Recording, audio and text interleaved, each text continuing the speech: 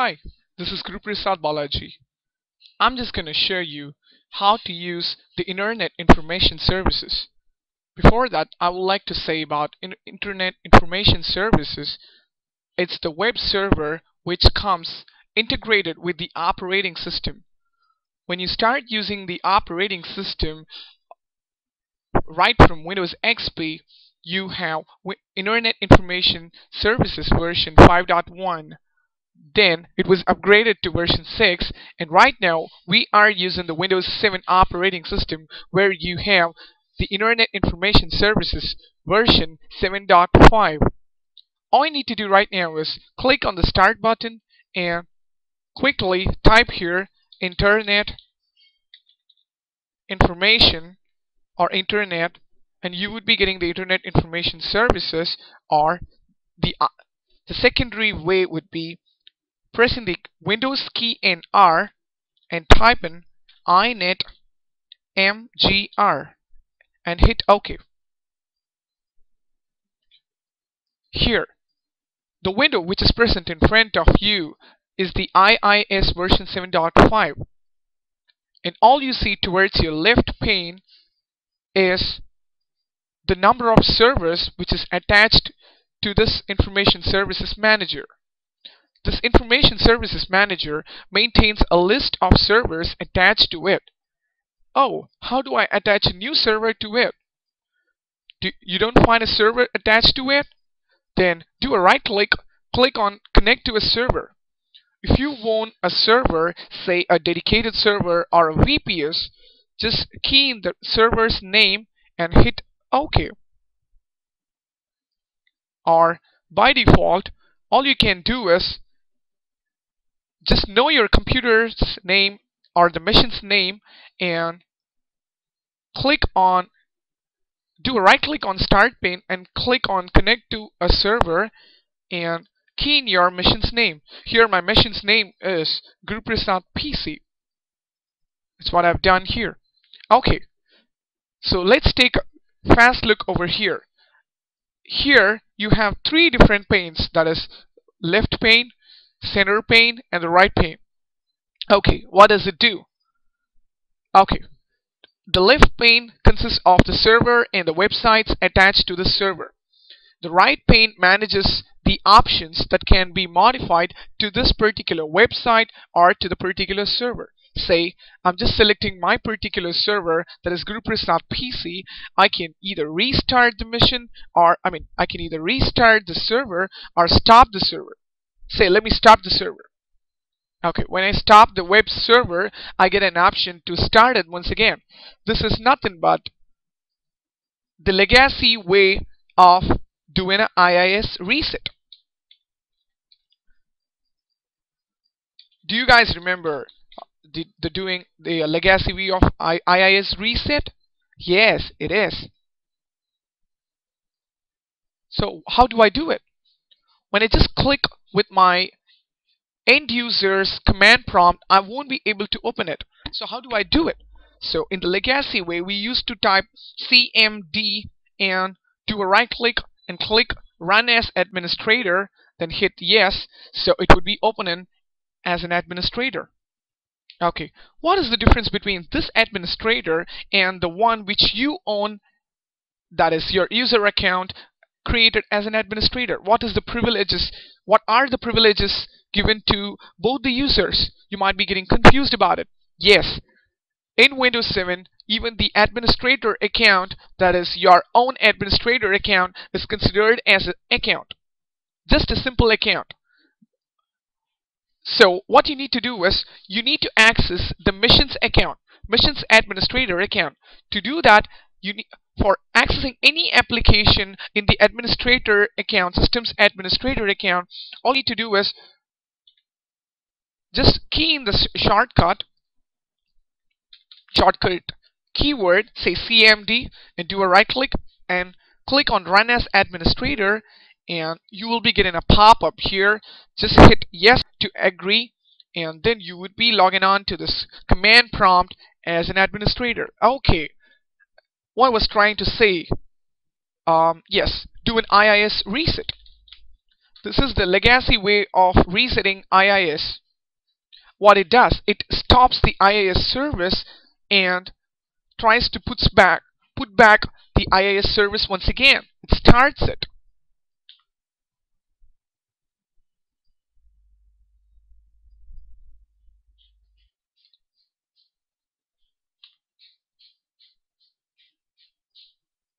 Here we go.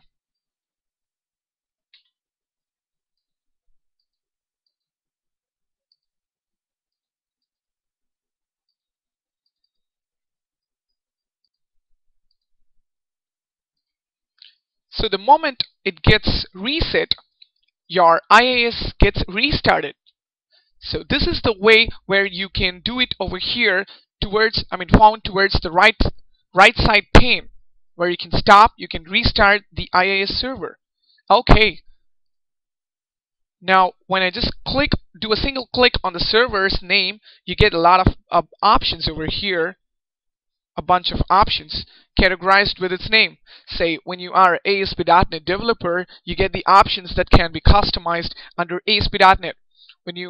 And when you are a PHP developer, what you got to do is you will be having something called PHP Manager, where you can take control of the PHP and its version. You can check the info, you can register a new version, you can do a bunch of lot of options which is available here. You can make use of it. Okay, if you want to add a new extension, you can click here. You might be asking me right now that how do I enable this PHP Manager? It's quite simple. All you got to do is just log on to your browser, to the website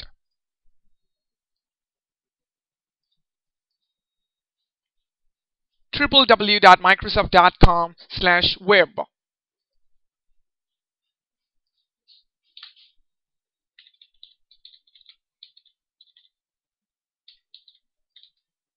Okay, what does it give me here? Okay, Microsoft's website. This is Microsoft Web Gallery, where you can get started with the Microsoft apps given free of cost. You can get the platform installer. This platform installer is the easiest way to configure the IIS, that is the Internet Information Services. It's not a matter that any version it may be, either version 5.1 or 7 or 7.5, whatever it may be. You can customize it in a click. How do I do that? First, get the Microsoft Platform Installer, install it, then launch your Microsoft Platform Installer from the Start menu.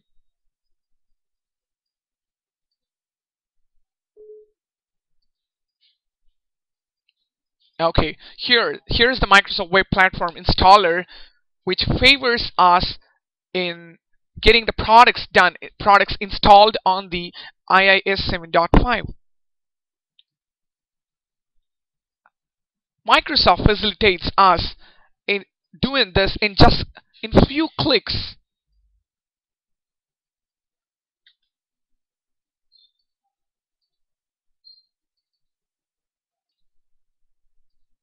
Okay, the screen which we see here in front of us, the box which carries all the list of applications here, is the Microsoft Web Platform Installer, where you have three kind of options here. One is Spotlight, Products, and the Applications.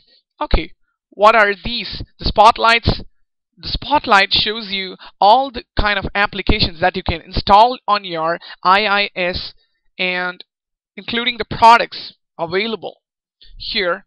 Let me just take a quick look and check out what applications have been installed and what remains here. Okay, I have installed the ASP.NET MVC3 now, so I can click the add button to install it. If I don't need it, I can remove it at any time. So that's how it works. So here you have a bunch of applications that you can just install it with your customization and in a click. You don't need to write even a single line of code or create a batch file or schedule it for later installations. Okay, what is this? I can categorize my applications which needs to be installed on the IIS or needs to get configured with the IIS. You can say, I'm a newbie, I don't know how to work on this IIS. Okay, that's fine. So initially, how do you configure the IIS? I go to Control Panel,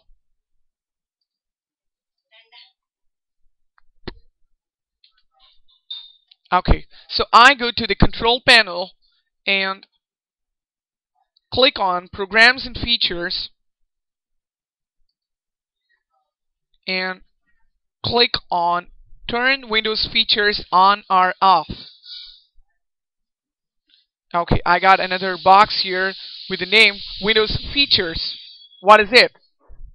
This box shows you the features which are listed, which can be customized in a way. Microsoft gives you, once again, the options to customize your operating system, where you can select the features which you really require and which not. That is, the features which comes by default can be disabled over here. For example, if I don't need the games, I can disable it over here. And if I don't need Internet Explorer and want to go to a third-party browser, I can disable Internet Explorer here, or the indexing service, or I can enable both together. Now here, what we're gonna take a look at is it's Internet Information Services, where just expand the tree, just select everything. Now I had selected everything. I'm just gonna show you and select everything under the FTP server tree, web management tools, and IIS 6 tools, and World Wide Web Services. And this is gonna play an important role where in favoring the World Wide Web Services, like playing the application development and the security features, everything can be enabled over here. And if you want to enable the IIS hostable core, where you can host your website right away from your machine, you can enable this. And you want to enable the media features, you can enable this. Okay, this is how you do. All you got to do is you got to check out all the boxes and hit OK. Once you are done, it automatically starts installing all the features and restarts your computer, and you are done with it. Now I'm gonna hit cancel because I've already installed all the features which I really require now. So once you restart your machine, you launch your Internet Information Services, and here you go. Okay, so what do I need to do? What is the basic setting which I need to do for my ASP.NET application? Okay, if you just confirm what kind of application are you gonna run, does this you gotta think whether does this application require a Windows authentication or a Forms authentication.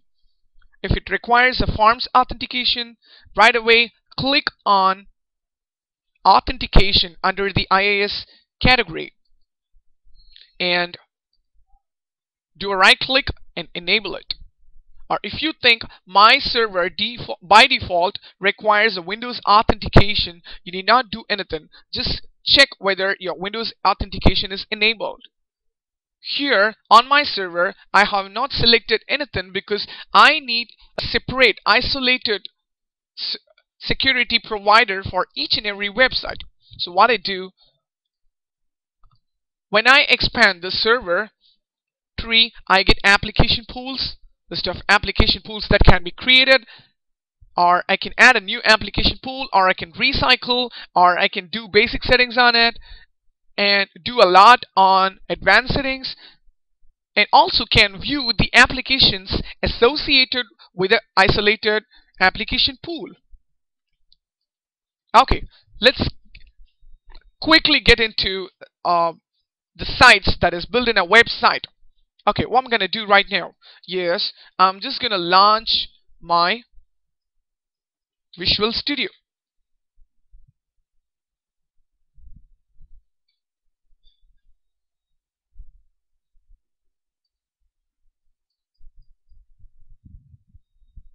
Okay, it's asking me. Okay, here we go. Okay, here we quickly gonna launch the Visual Studio and gonna create a new website, a sample website.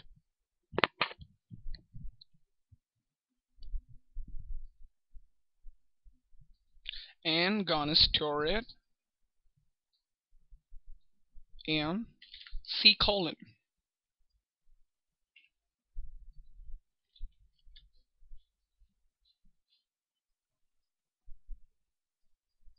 And here goes my default website. And what do I need to do now? Okay, let me run this website.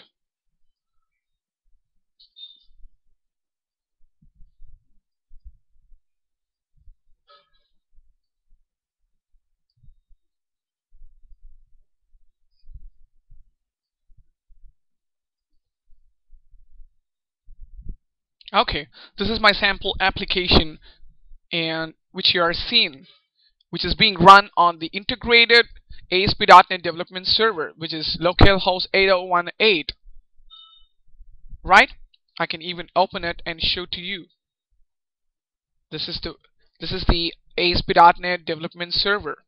But what are we gonna do right now is we're gonna host this application over the IIS and gonna check how it's gonna work. Okay, let me launch the IIS. Click on my Sites tab, add a website.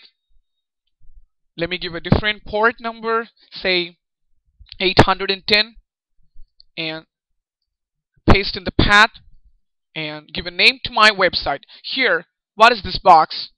When I click on add website, I get this box. I can name anything to my site. This is for the user to remember what kind of website it is.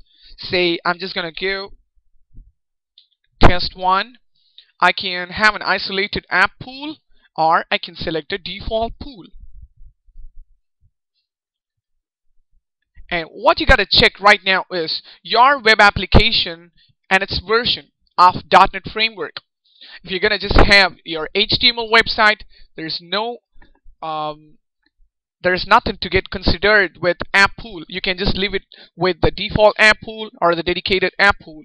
Or if I'm just gonna force it to work with ASP.NET 4.0, I can either choose ASP.NET 4.0 or ASP.NET 4.0 Classic based on it.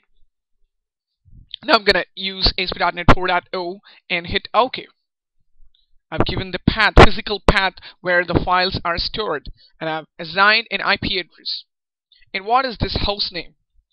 Okay, when you just want to host multiple websites on the port 80, say you gotta have a host name. Say xyz.com wants to host multiple websites, say a subdomain.xyz.com and the main portal xyz.com on port 80.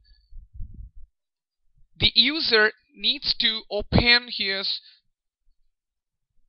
host file, which is located in C colon. Let me type it over here. Let me show you. C colon Windows System 32 drivers etc. There you find the host file.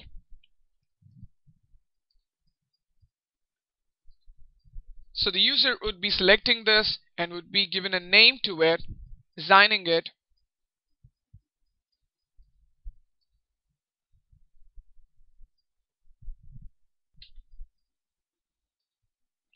So the user would be keying the IP address of his machine, say 1.2, and his website's domain name, say xyz.com. And if he wants to host it on port 80, once again, so he gotta key in the IP address and xxx.xyz.com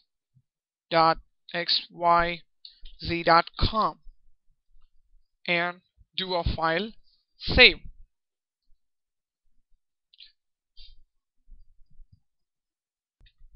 So what happens exactly is the user configures the host file with multiple websites hosted on port 80. So he gets an option where he can host multiple websites on a single port, or he needs to give a isolated port number having unassigned IP address, or assigning the mission's IP address to it to make it work.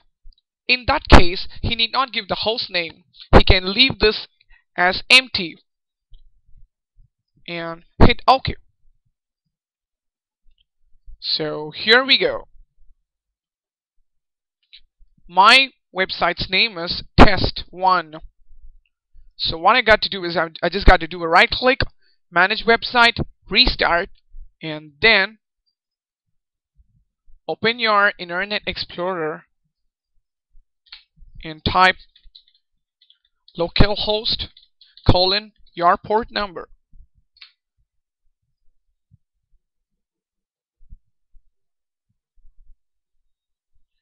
And now it's trying to load the website.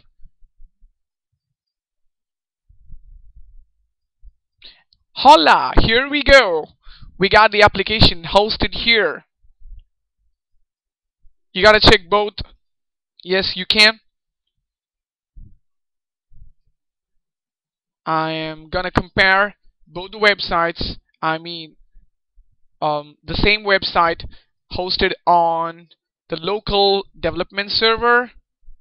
That is, when you do a right click and browse it on your Visual Studio, or when you're hosting it on the IIS. Yes, it's the same. So we are done with the websites. So what else can I do with this? That's a good question. We can quickly take a look at the features over here. The most important thing you can customize is the pages in control. If you're an extreme programmer who needs to set the page rendering stuffs, you can make use of this pages in controls. And if you want to manage the FTP, and if you want to assign an FTP server, all you can do is do a right click on your website, add FTP publishing, port number 21. Do you have any SSL? No, I don't have anyone. So no SSL. Hit next. Anonymous or basic?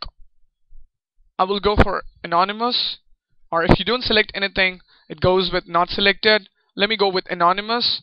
Hit next. It's done. So how do I open it? You gotta have FTP client, say FileZilla.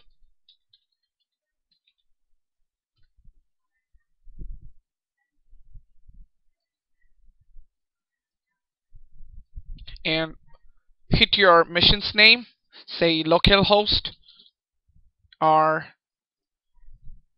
your mission's name.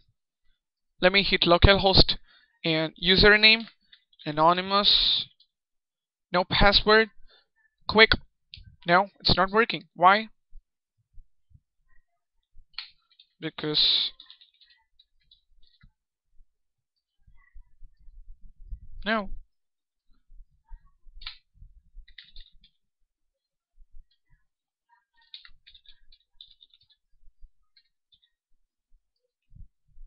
Is it working? No. Because it's not associated with the Windows credentials. That is, all I can do is I can customize it. I can remove the FTP publishing and right click and FTP publishing. Once again, you want to give a virtual name? No. If you want, you can assign it. Say I want to assign it test.com, ftp.test.com, no SSL. Next. Anonymous, no. Here we go.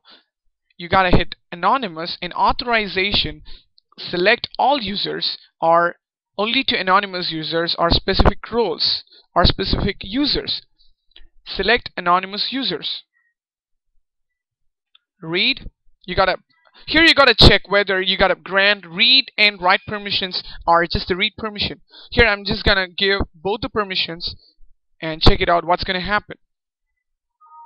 Yes, now the website has the power of publishing um, over the anonymous access. I'm gonna type localhost, type anonymous, and click OK.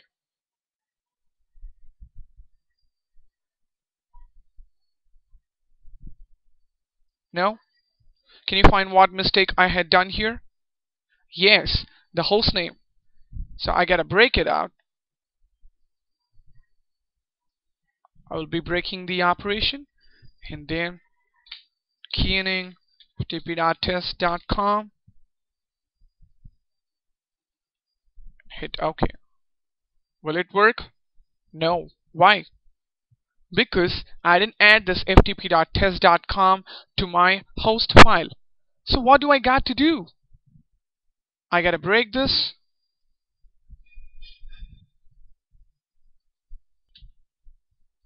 Okay, so here you gotta note something. When I tried assigning the FTP publishing to a website which has a port number, it's not accepting. You know why? Because FTP publishing can be done only to one website on a single host or single server. Here on my server I have multiple websites with multiple port numbers which are isolated. So what I got to do now? I gotta open the host file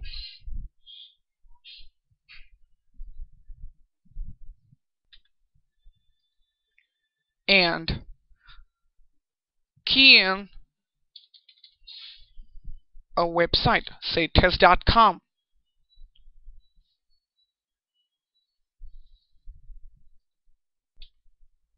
Once you key in your favorite or desired website's name, which is gonna run only on this machine with the local IP address, you won't be able to save the file.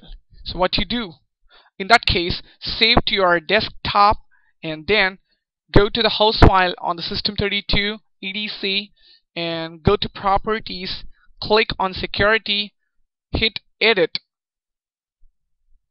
and add type everyone. Then click OK. Grant permissions, the full control, then OK. So once it's done, then drag and drop the file name hosts from the desktop to the EDC folder. Yes, now this is saved, but you are seeing two kind of files over here. Why? Because this is a text file. So what I'm gonna do is I'm just gonna convert this into host file and then delete this file.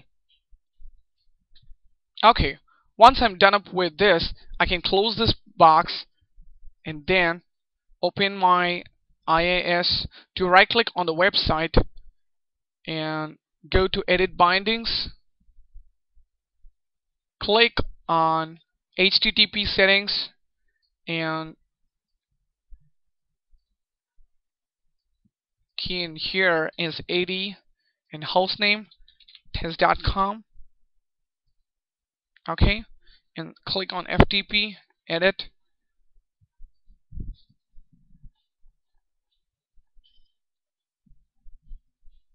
select the IP address, hostname test.com. Okay, close, right click, do restart, then key in here is test.com, leave the port box empty and click on quick connect.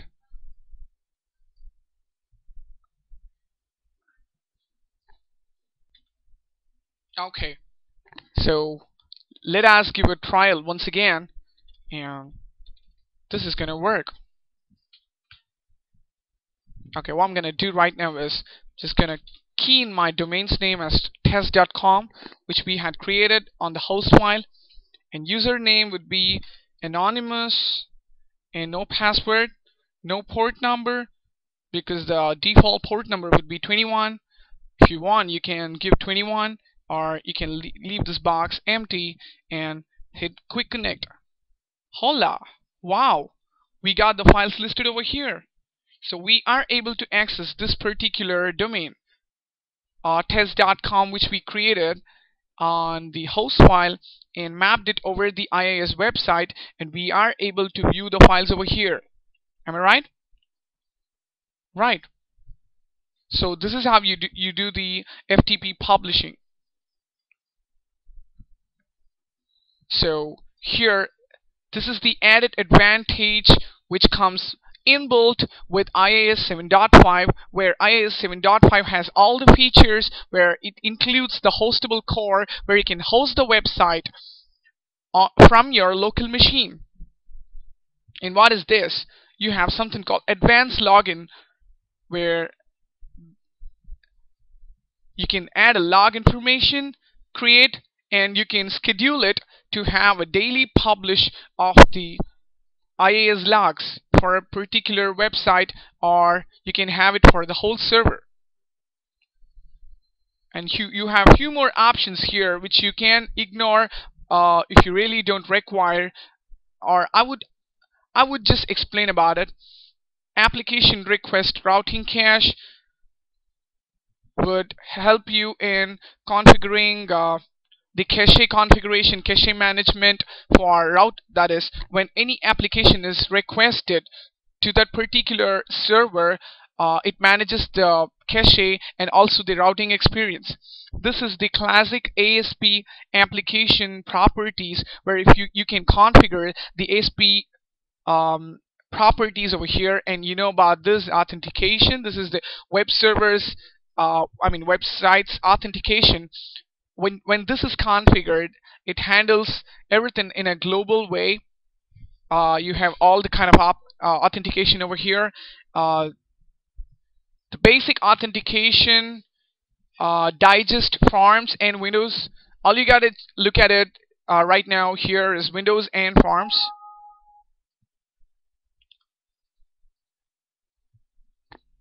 And this can be customized with respect to each and every website, or it can be customized for the web server itself. And quickly moving on to the default document, where you can set the default document. Here I have installed the PHP from my web platform installer, so I get the option here enabled as index.php. Okay, you might ask me, what is the current version of PHP? How do I find it? Do I need to write a code? No. Microsoft offers here something called PHP Manager plugin from a third party, where this is a third-party plugin called PHP Manager, which can be plugged into your IIS through Web Platform Installer. Web Platform Installer helps you in adding all these kind of plugins in just a single click. Okay, when I do a double click on PHP Manager and click on check PHP info, it asks me for which website do I need to check. Let me give a check for my Joomla. Say it automatically shows me on which port number it is hosted. When I click OK, it takes a couple of seconds to pull up the information. Here we go. And shows the information that I'm using PHP version 5.2.17 and it's running on fast CGI. All you got to do is just install your web platform installer and select the applications and hit add and OK. That's you. There you go. Okay. Did we miss anything? Yes, we did. what is logging? The logging comes by default here, where it logs all the information which happens on this particular web server. And where does it store? It stores in the system drive. That is, by default it would be C:, and initpub logs log files. How do I disable it? If you don't want this feature to be working, click on disable, or if you want to be working, allow it to apply. Okay, and you have a lot more features where you can just get it from your web platform installer. Say live smooth streaming and smooth streaming for Silverlight hosting, Silverlight video streaming, and URL rewrite module, where this is required, where if you want to customize your website, select your desired website and then quickly log on to its features. Say just clicking on Joomla and clicking on URL rewrite. If I got to have some URL rewrites, I can do it in a click. I can create a blank rule or rule with a rewrite map, or if I want to have a just user-friendly URL, I can just click on it and hit OK. I can define my new rule, and when I'm done, I can hit OK. So it's done. So there you can have customized URLs working on your website. And this SMTP email serves you by default by sending all the emails to your local host. If you are having a default email address, you can just key in over here, or you can use your default SMTP server with your credentials, or you can use it as a local host, where it depends on your local machine. Or if you have a isolated pickup directory, you can make use of this option and browse it and point it to make it work with the default pickup directory. Here I gotta do nothing over here because I'm depending on a third-party email. Okay, and here you have the bunch of features where you are looking at my screen.